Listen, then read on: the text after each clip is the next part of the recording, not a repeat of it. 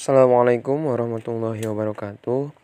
Izin memperkenalkan diri, nama saya Iwan, kelas HPI 7A. Di sini saya akan menjelaskan tentang sosiologi dan antropologi hukum. Realitas kehidupan masyarakat sesungguhnya adalah suatu kenyataan yang dinamis, di mana setiap individu itu memiliki karakter yang berbeda-beda. Pemikiran yang berbeda-beda ini merupakan kreasi hidup yang kemudian berhadapan dengan kreasi hidup yang lainnya.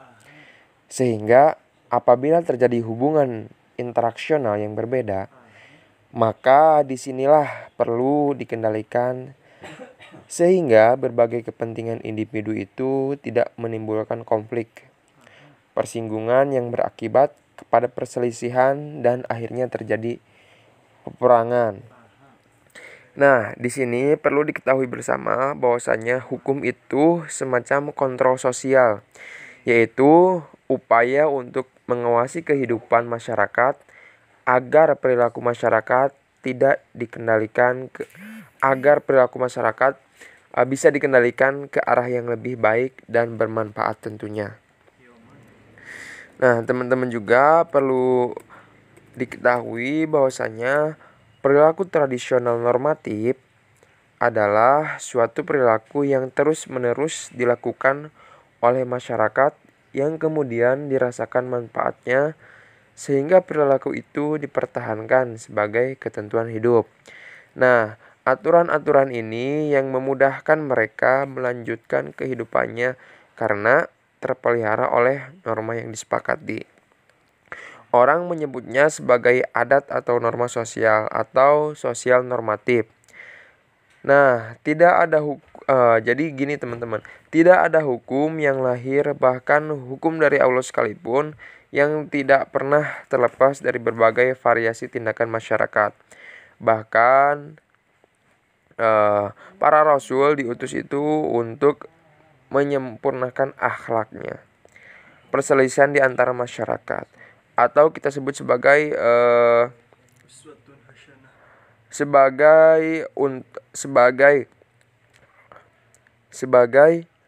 penyelesaian ikhtilaf.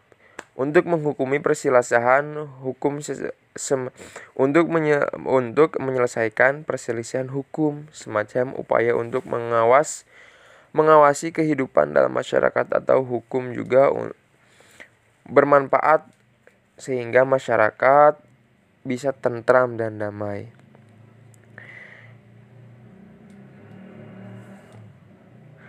Realitas kehidupan masyarakat itu sesungguhnya adalah suatu kenyataan yang dinamis, di mana setiap individu memiliki karakter pemikiran yang berbeda-beda.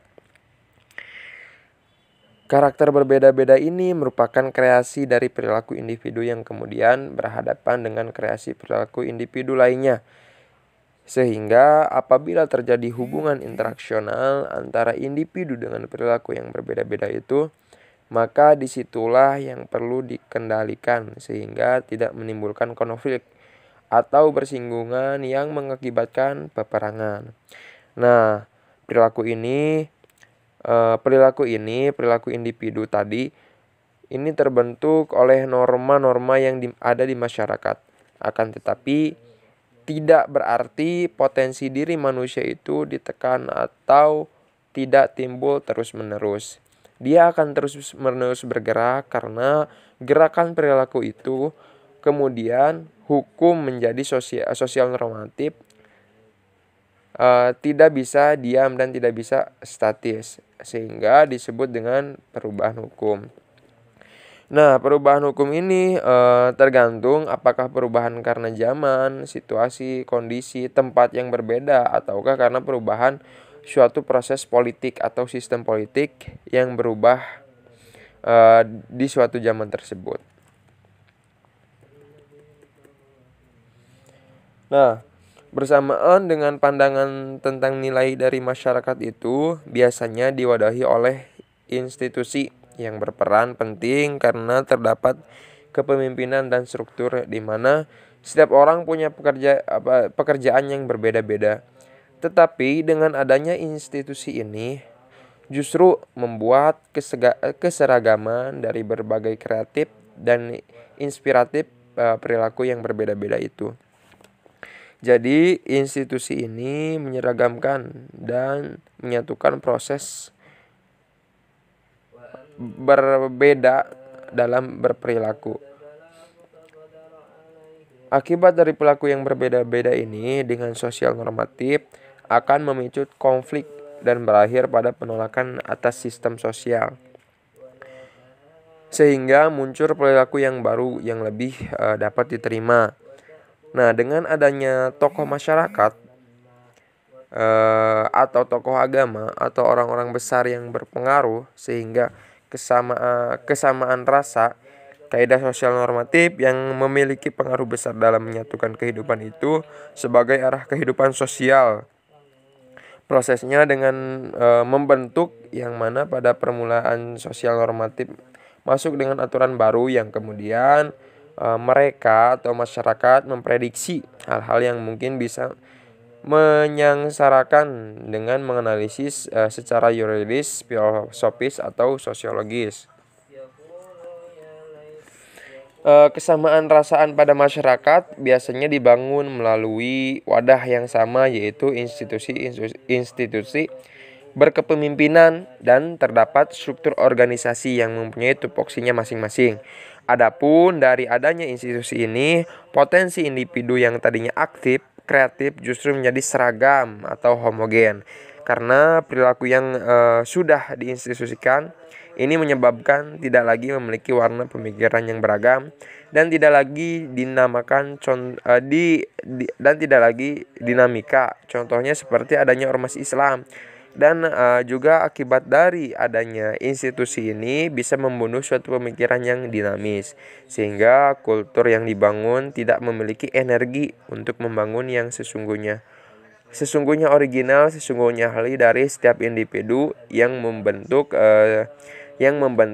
sebagai perilaku masyarakat. Dari sumber yang saya dengar bahwa perilaku tradisional normatif adalah suatu perilaku yang terus-menerus dilakukan oleh masyarakat yang kemudian dirasakan manfaatnya sehingga perilaku itu dipertahankan sebagai ketentuan hidup, hukum yang sebagai kontrol sosial, yang sebagai upaya untuk mengawasi kehidupan dalam masyarakat, untuk mengendalikan perilaku masyarakat agar tidak terjadi perselisihan.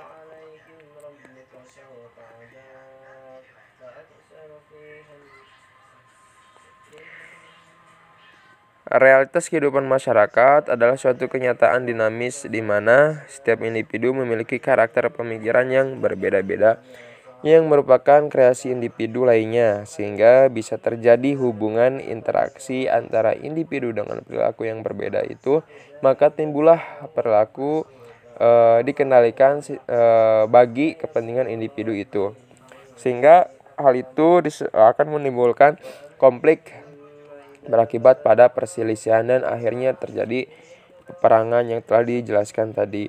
Nah, perubahan hukum sendiri itu timbul gitu karena zamannya, karena kondisinya, karena tempatnya, karena berubah sistem politiknya, itu faktor-faktor yang mempengaruhi tentang perubahan hukum. Nah, berdasarkan pemahaman terhadap perubahan hukum tadi, secara logika, perilaku yang berbeda dengan kesepakatan sosial normatif kemungkinan itu dapat menimbulkan konflik dan berakhir dengan penolakan atau sistem sosial yang berlaku.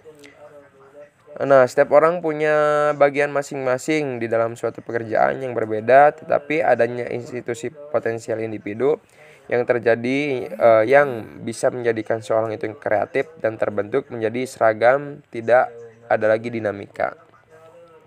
Nah, secara historis bahwa hidup ini merupakan sebuah perubahan. Perubahan itu dimulai dari keyakinan dan kepercayaan, dan perubahan itu diperkuat oleh adanya sistem ilmu yang terus menjadi teori, suatu paradigma masyarakat dalam kehidupan, ketentuan yang berlaku yang mengatur kehidupan sistem sosial. Nah, terakhir mungkin dari saya, komunitas yang dilandasi oleh nilai-nilai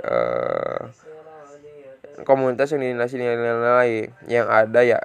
Komunitas yang dilandasi oleh nilai-nilai yang ada yang diyakini masyarakat, baik itu bersumber dari kehidupan masyarakat ataupun agama yang berasal dari Allah Subhanahu wa taala, maupun keyakinan itu diambil dengan mitos-mitos. Kelompok sosial itu memiliki tujuan yang sama dan mereka merasa bahwa dalam berkelompok maka tujuan bisa dicapai. Mungkin itu saja penjelasan dari saya, kurang dan lebihnya mohon maaf. Akhirul kalam, wassalamualaikum warahmatullahi wabarakatuh.